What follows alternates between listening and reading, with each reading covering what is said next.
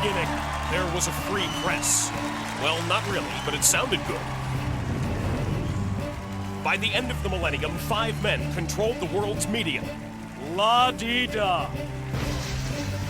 Yet there was one man who operated outside their control. He and his motley crew were known as the People's Democratic Republic of Television. Their mission? To bring the people the awful truth.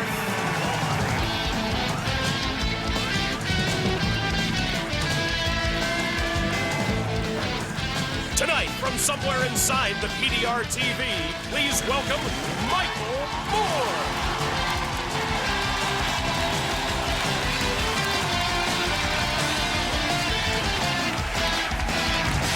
Thank you, citizens of PDR TV.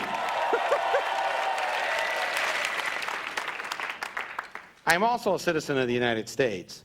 So that means that even though I've had a hard time getting into a lot of buildings on this show, corporate headquarters and the like, I was able to have dinner at the White House a couple of months ago.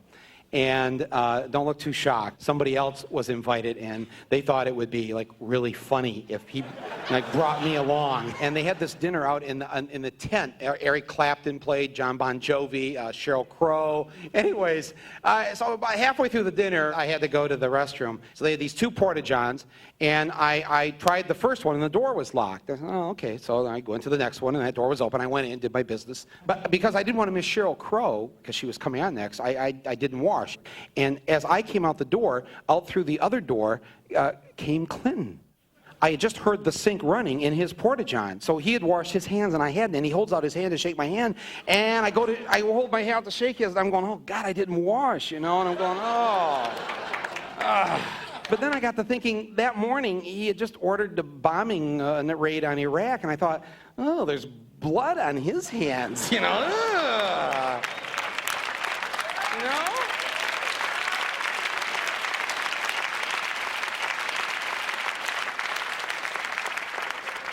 You see, Clinton's rationalization for bombing Iraq was Saddam, he's not letting our weapons inspectors in there to inspect them, so we're going to kill his civilians. It just made no sense to me at all. And because I got to thinking, geez, there's so many countries in this planet that have weapons of mass destruction. In fact, you know, there's one country that's actually used them, and I think. What was that? Was it Canada or Belgium or, oh, there it is, the US of A. In our Pacific Northwest, there are more weapons of mass destruction than France and England combined. I guess UN weapons inspectors were too busy worrying about Iraq to pay attention to the United States. The matter of Iraq's refusal to cooperate with this inspection team will be addressed by the executive chairman during his visit to Baghdad. We'll be back. Thank you very much. Seems only fair. If we're inspecting Iraqi weapons, somebody should be inspecting ours. As usual, if you want to get something done right, you got to do it yourself. It was time to pull together my own weapons inspection team and check out what we have in our own backyard. Hi. Are you Muslim? I found an Iraqi guy who was up for a 3,000-mile drive. He said he had some friends out west who could help. All right. You want to do some weapons inspection? Yeah, sure, why not? Get in. Meet Ed and Majid, our Arab weapons inspectors. Yalla, Allahu Akbar. They knew exactly where to start.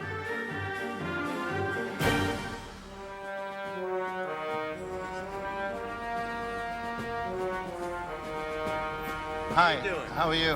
What are you here for, sir? What are you doing?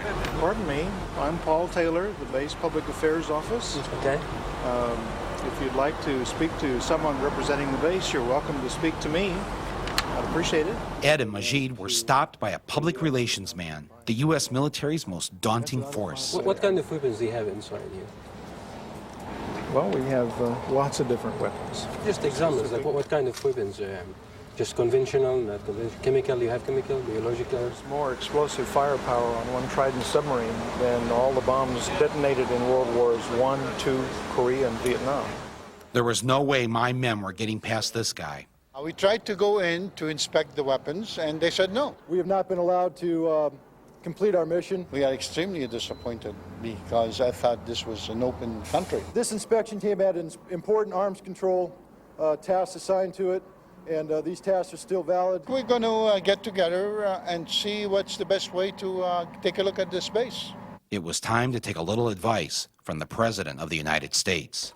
Without inspectors on the ground, it is more important than ever to monitor events from the air.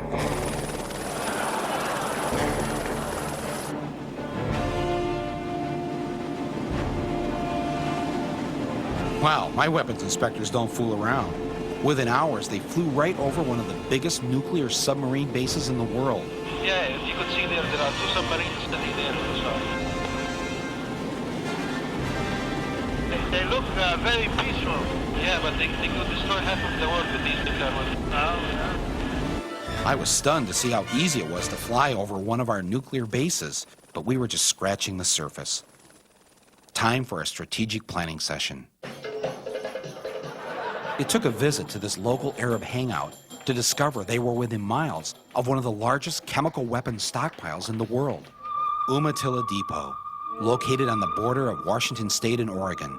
It was established in 1941 by the U.S. Army, and it now stores over 3,000 tons of chemical and biological weapons. When the facility first opened, Army scientists unveiled an incredibly high-tech system of chemical leak detection. If the rabbits die, you get out.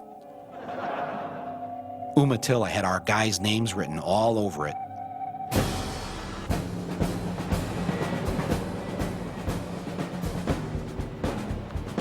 Use of deadly force authorized. They can shoot you. Yeah.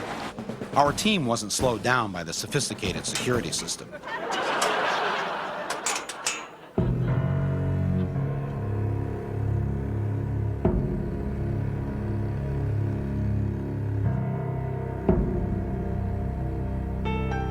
These are 8-inch GB projectiles. They've been in storage basically here since 1965. Today, they've replaced the rabbits. There's about 18 pounds of GB liquid agent or sarin agent inside of this projectile. We've had, I believe it's 114 leakers since 1984. We've had liquid agent still on the floor. I've been in liquid agent situations where liquid agent was a big puddle was right in front of you. Are you afraid to work here? Go to work like we go to work. Yeah. How many people will this scale of? The Army's really never done tests to see how many people they could kill. Okay. But We accumulated all these things for defensive purposes. they manufactured this stuff to keep other countries from using theirs.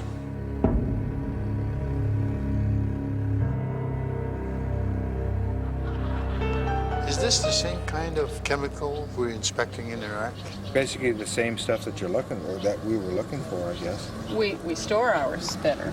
But, you know, we have probably enough here to wipe out the whole Middle East in terms of chemicals. I suppose if applied if properly. applied properly. Unfortunately, we were only able to conduct inspections on one of the planned days. They showed us only 2 buildings that they chose. We didn't choose where to go. We have come to the end of our inspection time in country. There comes a time in every weapons inspection when you report your findings back to your superiors. When Chief Inspector Ed came back and told me what he had seen, I knew where we had to go. Mr. Ritter, we've been inspecting now for a good while. How long you say you've been our chief inspector? I've been associated with the Special Commission since September of 1991. What, if anything, in the way of evidence have you found? Through the inspection process, we were trying to demonstrate the reality of weapons, that these weapons do exist, they pose an immediate and real threat. We couldn't agree more, so we set out to give Congress our report. Congressman Spence. We have a report for you, weapons inspector's report for you. These are weapons of mass destruction that our weapons inspecting team found. What our weapons inspection team found out in Oregon here. All these chemical weapons. And they're really old. We have weapons of mass destruction here in the United States. You know this? Mutual assured destruction worked for decades, and I gotta go. Will you at least take our weapons inspector's report? No, you won't take our report, though. I don't need it. I really appreciate your work on this committee, and Ed led a team of inspectors on his own and found various weapons of mass destruction? I'd welcome the opportunity to review them. I apologize at this moment. I have to get back. These are in the state of Washington. Listen, I can't be. We have our weapons inspector here. I can't do anything on the record. Well, you're the press secretary, though. This reminded me of something I'd heard earlier in the day. We presented these reports to the Security Council, and nobody cared. Nobody cared. Mr. Ritter? Maybe this was the one man who might understand our plight. With me we have accumulated a report on weapons in the U.S. These are weapons of mass destruction, and this is in Oregon. Chemical weapons. Are you aware of these? Has your inspection team seen any of these? We don't have the authority to conduct inspections in the United States. Here you go. Hello? What did he just say? We don't have the authority to conduct inspections in the United States. Here you go. Wow, that's unbelievable. You could take his report and look at it. As a good citizen, I knew the reports had been delivered. And even though we hadn't exactly been given a hero's welcome, we had learned one valuable lesson. It's okay to inspect weapons of mass destruction, as long as they're somebody else's.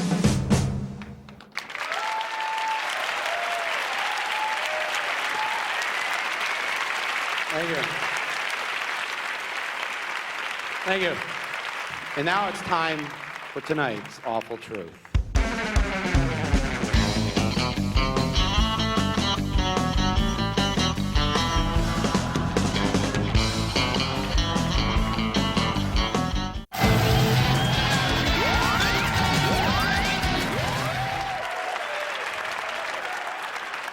We saw this article in the newspaper where the Make-A-Wish Foundation, you know, they grant wishes to dying kids. Well, this kid out in Montana wanted to kill a bear. And the Make-A-Wish Foundation said no, and then everybody got upset. He's a dying kid, let him shoot the bear. And it was like, wow, you know, it's like, what's the logical extension of that? I mean, if the kid's dying, can he just wish for anything? And so I bring you tonight's short film, Make-A-Wish. Mr. Jones, Mr. Tauber and little Susie are here to see you. Please send them in. Hello, Mr. Tauber. Hi there. Nice to meet you. You too. Hi. And you must be little Susie. Oh, why the long face? I'm dying. My little girl's been in a lot of pain lately. Please sit down.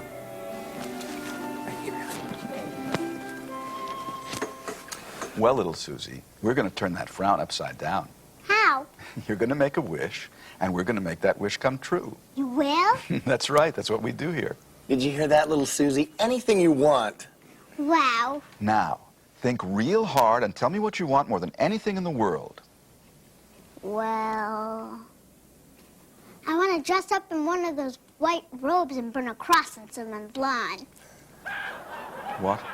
And I want to wear one of those funny hats. Oh, you like the funny costumes. No, I hate Jews and darkies. I don't know where she gets it. All right, listen, Susie, I'm sorry, but you're going to have to make another wish. Why? Because we can't make that wish come true. Why not? Because I don't think the Ku Klux Klan is one of our sponsors. Cross-burning is out of the question. That's not what we do here. Not what you do? Oh, I get it. If something's different from your Make a Politically Correct Wish Foundation, then somehow it's not valid, right? I mean, if your dream is to spend the afternoon with Barney, or dress up like a cowgirl and go to Dollywood, that's fine, right? But if your dream is something a little bit out of the ordinary, then it's, quote, not what we do. I'm sorry. Well, I'm sorry is not going to make little Susie Grand Dragon for a day. Make-A-Wish Foundation. More like Stomp on a Crippled Kid's Dream Foundation. Okay, we'll do it.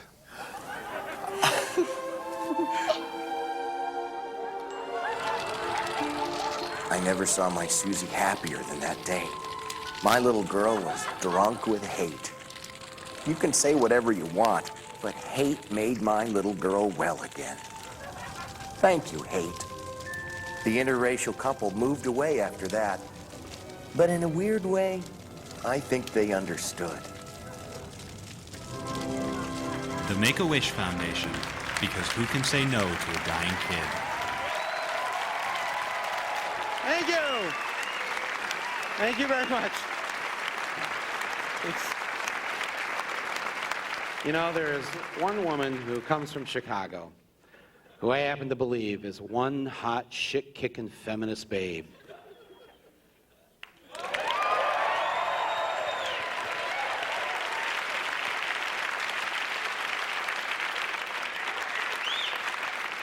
Very early on, I had this position that, you know, I thought Hillary was like really cool and on so many levels, and also really hot.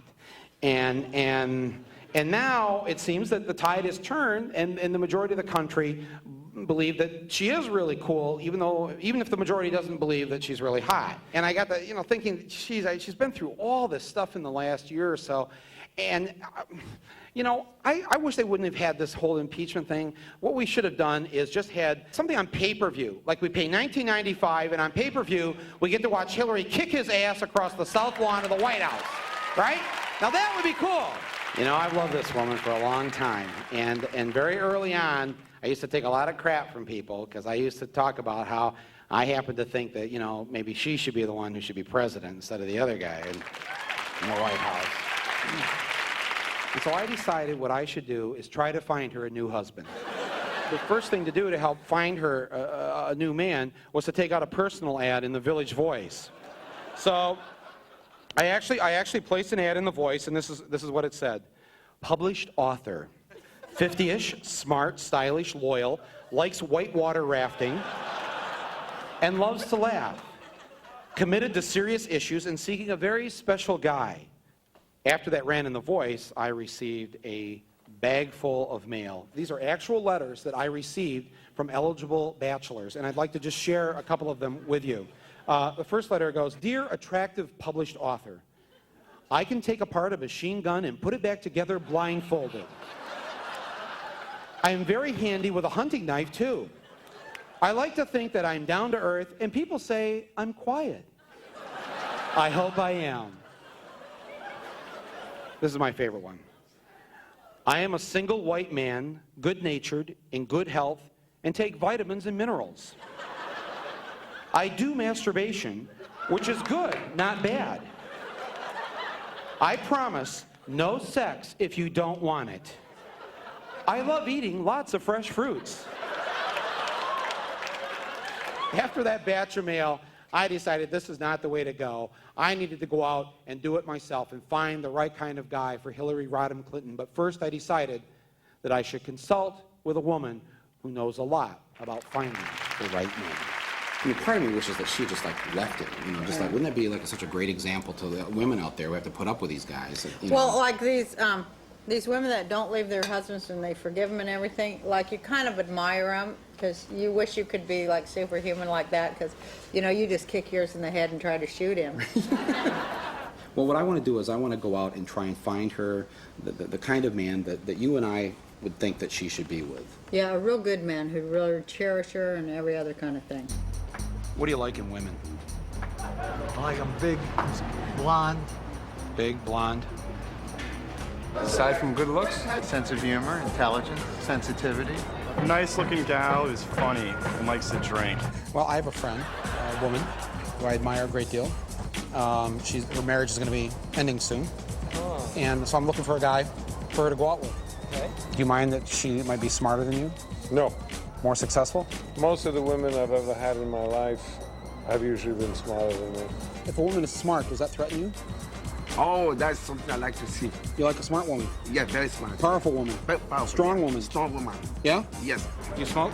No. Altoids? Altoids? What are Altoids? You smoke? No.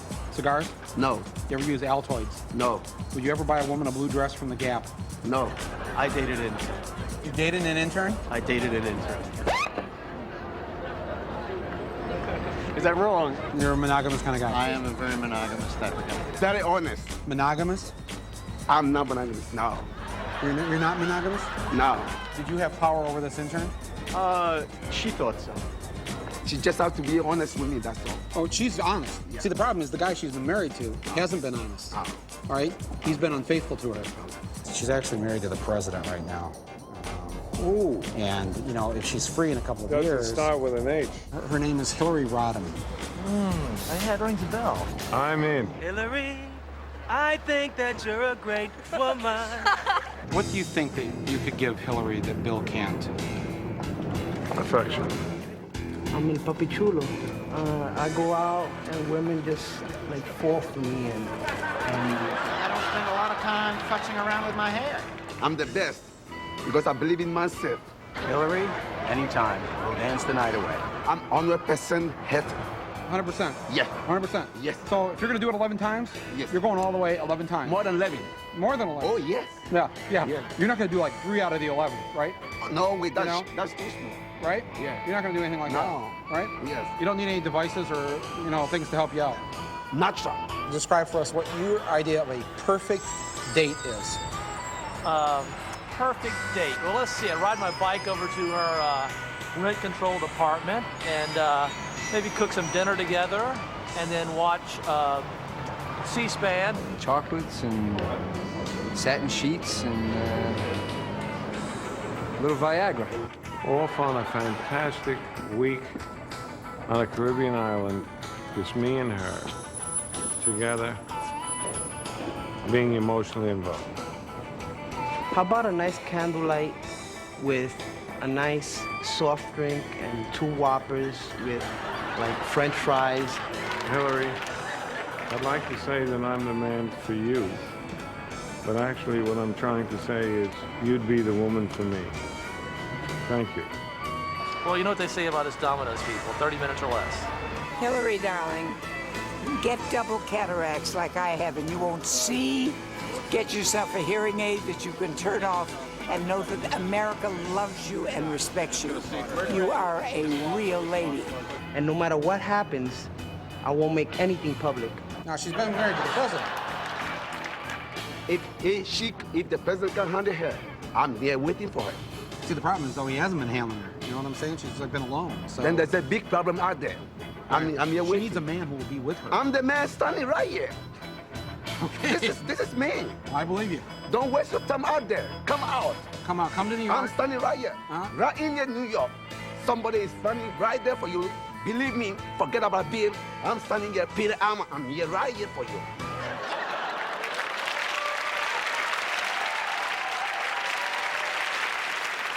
Now, here's where I need your help. I want you to vote on the 3 finalists that I've picked, and you can just do this with applause, all right? And I'll see that Hillary gets the tape of the winner. So, Is it Pizza Boy? Pizza Boy? Is it the Kenny Rogers impersonator?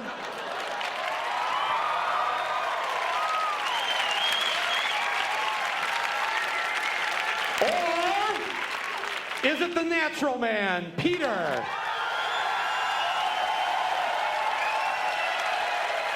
I think it's clear. It's natural man. What's that? The toothless guy. The toothless guy?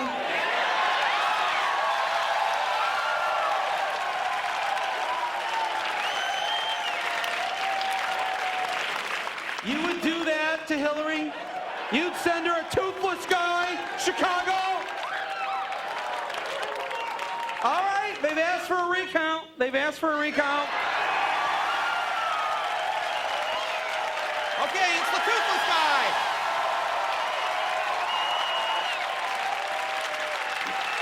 I'm taking this videotape to Hillary. Thank you very much. We'll see you next week here on The Awful Truth. Thank you.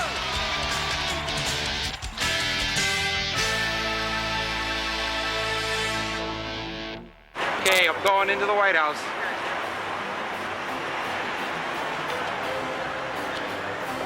Well, I brought a special present for Hillary. I'm inside the White House now, and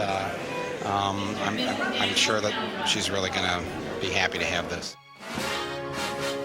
I go out and women just like fall for me.